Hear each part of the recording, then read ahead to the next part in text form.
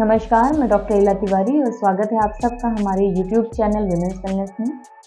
जैसा कि आप सबको पता है, हमारा सीरीज प्रेगनेंसी एंड इस ट्राइमेस्टर में आज हम बात करना चाहेंगे सेकेंड ट्राइमेस्टर ऑफ प्रेगनेंसी में होने वाले जेनेटिक टेस्ट की। जी हाँ, आज के समय में आप गर्भस्थ शिशु में होने वाले डाउन सिंड्रोम का खतरा या अन्य शारीरिक विकार का खतरा एक सिंपल ब्लड टेस्ट के माध्यम से जान सकते हैं और इस ब्लड टेस्ट का नाम है क्वाड्रुपल मार्कर टेस्ट या जिसे हम सामान्य भाषा में क्वाड स्क्रीनिंग भी कहते हैं। तो आइए इस वीडियो के माध्यम से हम समझते हैं कि क्वाड स्क्रीनिंग किस प्रकार का टेस्ट है, इसकी सेंसिटिविटी कितनी है,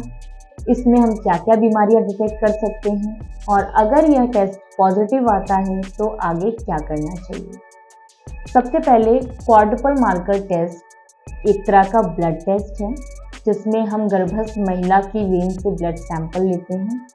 और इसको कराने का समय होता है 18 से 22 हफ्ते के बीच में। इस सैंपल में हम 4 चीज़ें नापते हैं। पहला फ्री बीटा एसटीजी, दूसरा अल्फा फीटोप्रोटीन का लेवल, तीसरा इनहिबिन ए का लेवल और चौथा अनकॉन्जुगेटेड ईस्ट्रियोल का लेवल। ये सारे हार्मोन्स माँ और शिशु द्वारा मिलकर बनाए जाते हैं और इन हार्मोन्स के लेवल के आधार पर हम डिसाइड करते हैं कि बच्चे में डाउन सिंड्रोम का कितना रिस्क है, एडवर्ड सिंड्रोम का कितना रिस्क है, कोई शारीरिक विकार यानी न्यूरल ट्यूब डिफेक्ट तो नहीं है या अन्य प्रकार के कोई शारीरिक विकार तो नहीं है। और इस आधार पर हम बच्चे को हाई रिस्क या लो रिस्क में बांटते हैं। तो अगर बच्चा हाई रिस्क कैटेगरी में पड़ता है तो हम इसे कहते हैं क्वाड स्क्रीनिंग पॉजिटिव होना। क्वाड स्क्रीनिंग पॉजिटिव होने का मतलब है कि आपके बच्चे में सामान्य बच्चे से थोड़ा ज़्यादा रिस्क दिखाई दे रहा है इन सिंड्रोम्स का, लेकिन ये एक कंफर्मेटरी टेस्ट नहीं है।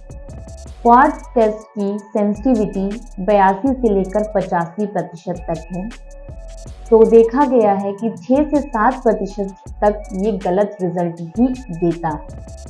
और ऐसी कंडीशन में अगर आपकी स्क्रीनिंग पॉजिटिव आती है तो आपकी गायनेकोलॉजिस्ट आपको नेक्स्ट कंफर्मेटरी टेस्ट कराने की सलाह देंगी, जो कि इन्वेजिव टेस्ट होते हैं, जिनमें कि हम गर्भस्थ शिशु के चारों ओर का पानी, जिसे हम एमनियोटिक फ्लूइड कहते हैं, उसको एक सुई द्वारा निकालते हैं और उस पानी को हम डीएनए टेस्टिंग के लिए भेजते हैं, जिनमें आगे जाके सारे जेनेटिक टेस्ट लगाए जाते हैं और इस पूरे प्रोसेस को हम एमनियोसेंटेसिस कहते हैं। इसीलिए ये जो जेनेटिक टेस्ट हैं इन्हें अर्ली कराना ज़रूरी होता है प्रेगनेंसीज में, क्योंकि अगर इन टेस्ट में कोई भी एबनॉर्मलिटी निकल के आती है तो हमें इसे कंफर्म करना ज़रूरी होता है और अगर कंफर्मेशन के बाद भी वही एबनॉर्मलिटी डिटेक्ट हुई है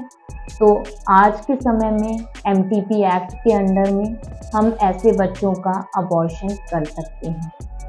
तो इसलिए मेरा सभी गर्भवती महिलाओं से अनुरोध है कि अगर आपने फर्स्ट ट्राइमेस्टर में डुअल मार्कर और एंटी-एमडी टेस्ट मिस किया है या करवाया भी है तो उसकी सेंसिटिविटी बढ़ाने के लिए आपको सेकेंड ट्राइमेस्टर में 18 से 22 हफ्तों के दौरान क्वाड्रुपल टेस्ट भी करवाना चाहिए। इससे सारे टेस्टों की सेंसिटिविटी भी बढ़ती है और अगर आपसे मिस हुआ है तो ये टेस्ट करवाना बहुत ज़रूरी है, जिससे बच्चे में आगे चल के कोई विकार न पता चले हमें, या बच्चा पैदाइश के बाद हमें पता चले कि मंद बुद्धि है, तो हम ऐसी चीज़ों से बच सकें। इसी तरह की और जानकारियों के लिए हमारे चैनल के साथ जुड़े रहें। हमारे चैनल को लाइक, शेयर, सब्सक्राइब करें और हमें सुनने के लिए धन्यवाद।